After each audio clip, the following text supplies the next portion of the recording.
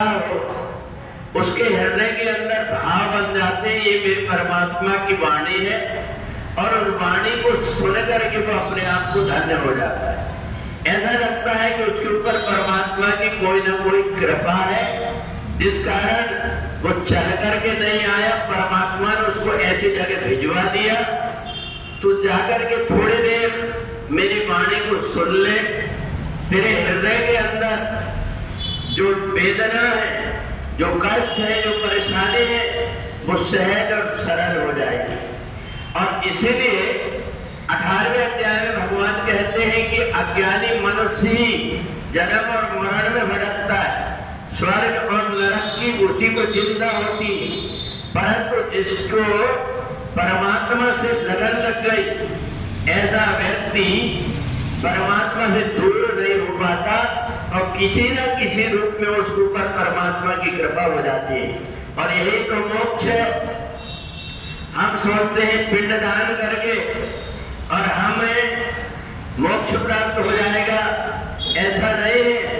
भगवान कहते हैं कि जीते जी जो पिंडदान कर देता, जीते जी का पिंडदान हो जाता, मत प्रसादात परिष्यसि, जो जीते जी अपने आप को परमात्मा में लगा देता है, परमात्मा की शरणागति ग्रहण कर लेता है, उसका पिंडदान हो गया।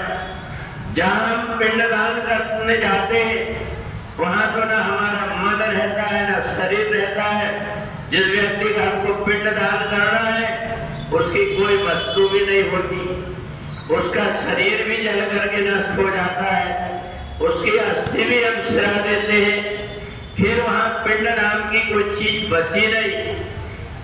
परंतु जीते जी जब तक हमारा ये पिंड है, पंच भौतिक शरीर है, इस शरीर को हम परमात्मा को अर्पण करते, ये सबसे बड़ा पिंडदान होता है। जीते जी जो अपने पूर्वजों की, अपने माता पिता की सेवा कर लेता है, उसको बाद में पितृदोष के कारण भटकना नहीं पड़ता। तो इसलिए 18वें अध्याय में भगवान ने अपने मन की बात बताया। और देखो, परमात्मा ने ये दबाव नहीं डाला कि तुम ये करो।